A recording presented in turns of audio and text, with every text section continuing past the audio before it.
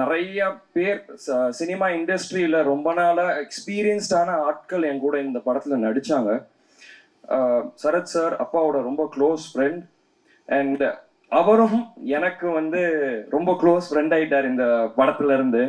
So எல்லாரும் சொல்கிற மாதிரி தான் அவர் வந்து எனக்கும் அவருக்கும் ஏஜ் டிஃப்ரென்ஸ் என்னன்னே தெரியாது. ஸோ செம்ம ஜாலியாக 2K கிட்ஸ் மாதிரி எல்லாருமாலையும் பழகிறவர் அவர்.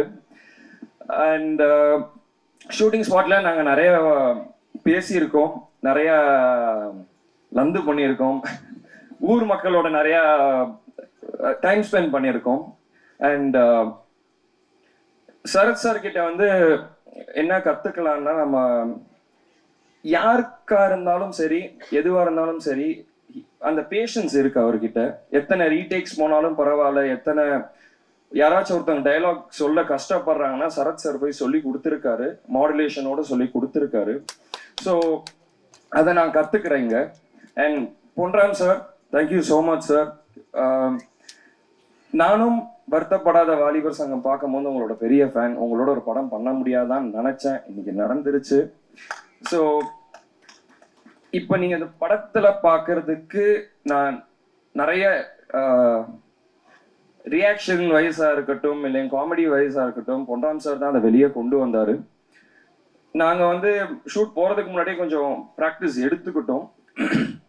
அங்கே ஆன் செட்டில் வந்து எனக்கு எப்படி இருந்ததுன்னா, நான் டைலாகை மெமரைஸ் பண்ணுறதுக்கோ எதுக்குமே எனக்கு சார் கஷ்டம் தரல. ஏன்னா நாங்கள் பேப்பரில் எழுதுனது வேற, படத்தில் வந்திருக்க டைலாக்ஸ் எல்லாமே வேற. சார் வந்து எங்களுக்கு அந்த ஃப்ரீடம் கொடுத்தாரு.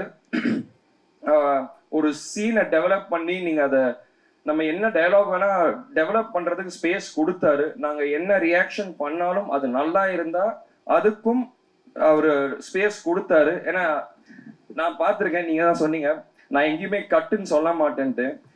எனக்கு தெரிஞ்சு நானும் சரத் சார் வந்து சரத் சார் அண்ட் கல்கி பிரதர் எல்லாரும் அந்த லாரி சீக்வன்ஸில் சின்ன சீன் தான் அது, ஒரு ஒரு 30 செகண்ட்ஸ் தான் இருக்கும். பட் நீங்கள் கட்டே சொல்ல, நாங்கள் பாட்டு டைலாக் பேசிக்கிட்டே இருக்கோம், ஏதோ ஒன்று பண்ணிக்கிட்டே இருக்கோம். அதுக்கப்புறம் தான் எங்களுக்கே தெரியுது, சரி ஓகே இதோட நிறுத்திக்குவோம், ரொம்ப போகுது அப்படின்னு நாங்கள் நிறுத்தின இடம் அது. அண்ட் பாலு சார், ரொம்ப எக்ஸ்ட்ராடனரியான ஒர்க் சார் உங்களது. பொன்ராம் சார் படத்தை ஒரு ஸ்டைலில் காமிச்சிருந்தாருன்னா அது ரொம்ப பியூட்டிஃபுல்லாக இன்னொரு ஸ்டைலில் காமிச்சது நீங்கள் தான் சார். அண்ட் கொரியோகிராஃபர்ஸ், நீங்கள் என் கூட முன்னாடி ஒர்க் பண்ணியிருக்கீங்க. And I am very happy to work with both of you. Experience, dance எல்லாமே வந்து அந்த டான்ஸ் வந்து நம்ம ஜாலியாக இருந்தால் மட்டும்தான் ஆட முடியும். ஸோ நீங்கள் ஆர்டிஸ்ட்டை வந்து எப்படி நீங்கள் ஹாப்பியாக வச்சுட்டு நீங்கள் பண்ண முடியும்னு உங்கள் 2 பேர்கிட்ட அதை நல்லா பார்த்தேன். Thank you so much. அண்ட் கல்கி பிரதர், இந்த படத்தில் நிறைய பேர் இருக்காங்க. கல்கி பிரதர் இருக்காரு, அப்புறம் முனிஷ்காந்த் அண்ணா இருக்காரு, தார்னிகா புதுசாக பண்ணியிருக்காங்க.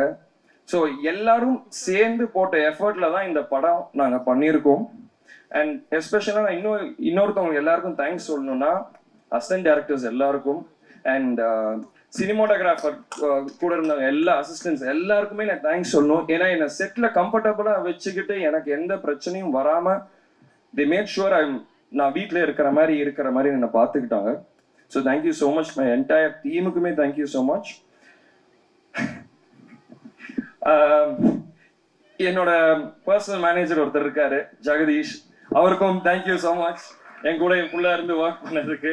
கொம்பு சேவி ப்ரீ ரிலீஸ் விழாவுக்கு வருகை தந்து இந்த விழாவை சிறப்பித்துக் கொண்டிருக்கின்ற என் அன்பு சகோதரர், என்றும் என்னை இந்த திரையுலகத்தில் உயிர் கொடுத்த விஜயகாந்த் அவர்களின் மனைவியார் பிரேமலதா விஜயகாந்த் அவர்களே, இனிய சகோதரர் சுதீஷ் அவர்களே, பத்திரிகை சகோதரி, ஊடக நண்பர்களே, அன்பு சகோதரர் விஜயகாந்த் மற்றும் என்னுடைய ரசிக பெருமக்களே, தொண்டர்களே, தோழர்களே, சிறப்பு அழைப்பாளர்களே,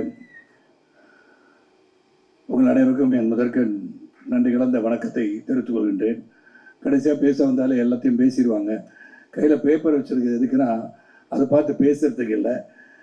அது யார் யார் பேரெல்லாம் நம்ம பொன்ராமன் நானும் வந்து எல்லார் பேரையும் சொல்லலான் இருந்தோம்.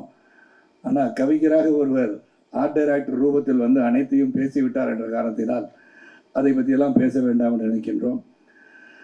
இங்கே கூட இந்த படத்தில் வந்து முதல்ல நான் வந்து இந்த விழாவில் வந்து நிற்கிறேன்னா, இது ஒரு கொம்புசிவி திரைப்படத்தின் ப்ரீ ரிலீஸ் விழாவை நான் எடுத்துக்கிறேன். இது உணர்வுபூர்வமான ஒரு விழா என்று நான் சொல்ல வேண்டும். இந்த மேடம் நிற்கும் போதே ஐ பிகம் வெரி நாஸ்டாலஜிக். நான் வந்து விஜயகாந்த் சாரை திங்க் பண்ணாமல் இருக்கவே முடியாது. அது திங்க் பண்ண ஆரம்பிச்சேன்னா என் கண்ணீரில் நீர் வடிய தான் செய்யும். ஏன்னா அதை மட்டும் நான் சொல்ல ஆரம்பிக்கிறேன். ஏன்னா ஒன்றே ஒன்று, இந்த பாசம் என்பது திருமதி பிரேமலதா விஜயகாந்த் சொல்லும்போது நட்பை பற்றி சொன்னாங்க. இந்த படத்தில் வந்து நடிக்கிறதுக்கு வந்து பொன்ராம் வந்து ஒரு மிகப்பெரிய காரணமாக இருந்தாலும், சண்முக பாண்டி இந்த படத்தில் இருக்காருன்னு சொன்ன உடனே ஐ சார் ஐ ஆம் டூயிங் திஸ் ஃபில்ம், கண்டிப்பாக நான் ஒரு பண்ணுவேன் அப்படின்னு சொன்னேன். ஏன்னா வாழ்க்கை பயணத்தில், அந்த கலை உலக பயணத்தில் நான் முக்கியமான காலகட்டத்தில், ஏன்னா பலரும் சொல்ல மாட்டாங்க, ஆனால் நான் சொல்லியே தீர்வேன், சொல்லிக்கிட்டே இருப்பேன். அதை ரொம்ப கஷ்டப்பட்டுட்டு இருந்த ஒரு சூழலில் வந்து விஜயகாந்தோட மேக்கப் மேன் வந்து ராஜு, புலன் விசாரணையில் வந்து ஒரு வில்லன் தேடிட்டு இருக்காங்க. அப்போ ராஜு வந்து நேராக போய் விஜயகாந்த் சார்ட்ட சொல்லி, இந்த தயாரிப்பாளர் வந்து வாட்ட சாட்டமாக இருக்காரு, போட்டு மிதிக்கிறதுக்கு நல்லா இருப்பார்னு போய் சொல்லியிருப்பார்னு நினைக்கிறேன். உடனே என்னை கொண்டு போய் விஜயகாந்த் சார் முன்னாடி ராஜபாத்தா சீட்டை நிறுத்துனாங்க. அவர் என்னை பார்த்தாரு, நீங்கள் வந்து ராவுத்தரை பார்த்துட்டு செல்வமணியை பார்த்துருங்கனாரு. செல்வமணி தான் இருந்தாங்க. விஜயகாந்த் சார் என்னை பார்க்கும்போதே முடிவு பண்ணிட்டாரு, சரி சரத்குமார் வந்து நடிக்கணும்னு நினச்சிட்டான்னு நினைக்கிறேன். நான் போய் செல்வமணியை பார்க்கும்போது போய் நின்று இந்த வில்லன் வேஷன் பண்ணணும் அப்படின்னாங்க. கண்டிப்பாக சார், எந்த வேஷம் அதை பண்ணுறதுக்கு தான் வந்திருக்கேன்னு சொல்லி நின்னேன். அப்போ ஏதோ பேசிக்கிட்டாங்க, உங்களை பேசிக்கிட்டாங்க. இவர் மீசை இல்லாமல் இருந்தால் எப்படி இருப்பாருன்னு காதில் விழுந்துச்சு. ஒரு 5 நிமிஷத்தை வந்துடுற சார்னு போனேன். பக்கத்தில் ரோஹிணி லாட்ஜ் இருந்துச்சு, அங்கே ஒரு பார்பர் ஷாப் இருந்துச்சு பக்கத்துலேயே. மீசையை வலிச்சுட்டு போயிட்டு நான் இப்படி தான் சார் இருப்பேன் அப்படின்னு. அன்று துவங்கியது தான் இந்த பயணம். மறக்க முடியாத நிகழ்வு அது. அந்த படம் முடிஞ்ச உடனே, புலன்விசாரி படம் முடிஞ்ச உடனே விஜயகாந்த் சார் சொன்ன முதல் வார்த்தை, விஜயகாந்த் சாரை பற்றி பேச்சு நான் பாண்டியனுக்கு வந்தே ஆகணும். அவர் வந்து இந்த படத்தை பார்த்தோன்னே எந்த ஒரு கதாநாயகம் சொல்லாத வார்த்தையை சொன்னவர் தான் விஜயகாந்த். அதனால தான் இன்றைக்கும் இதயத்தில் ஆழமாக இருக்கார். இந்த படத்தை பார்த்துட்டு அவர் சொன்னார், சரத் உங்களுக்கு தான் அந்த படத்தில் பெரிய பேருன்னார். ஒரு கதாநாயகன் ஒரு வில்லனை பார்த்து இந்த படத்தில் முதலாக அதிகமான பேர் புகழ் வரும்னா அது உங்களுக்கு தான். எனக்கு என்ன சார் சொல்றீங்க, அவ்வளோ பிரமாதமாக இருக்கு சார் அப்படின்னு சொன்னார். அதே மாதிரி அந்த ஸ்டண்ட் காட்சி நடிக்கும் போதும் எனக்கு அடிபட்டுச்சு கிளைமேக்ஸில். அப்போ அடிபட்ட பிறகு நான் வந்து வச்ச டூப்புக்கு வச்சு மேனேஜ் பண்ணிடலான்னு பண்ண இல்லை சரத்து குணமாய் வந்துட்டுன்னு சொன்னார். Same thing continue with captain Prabhakar. கழுத்து அடிபட்டு 6 மாத காலம் நான் வந்து ஹாஸ்பிட்டலில் இருந்தேன்.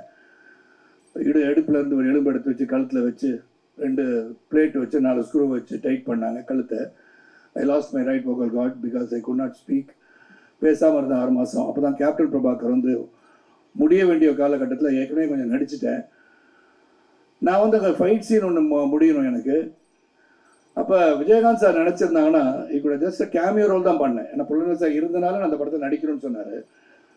அந்த கேமியோ ரோலை எடுத்துட்டு வேற யாரும் போட்டு படத்தை முடிச்சிருக்கலாம். அங்கே தான் அந்த great personality Vijayakanth still it's ஆணித்தரமாக அடிச்சிருச்சு நெஞ்சில். அவர் என்ன சொன்னார், சரத் குணமாய் வரட்டுங்க, படம் 6 மாதம் நான் பாருங்க, அப்போ தான் நான் எடுத்து முடிச்சிருவேன் அப்படின்னாரு. No other hero would have said that. That is the bond I have with Vijaykanth sir.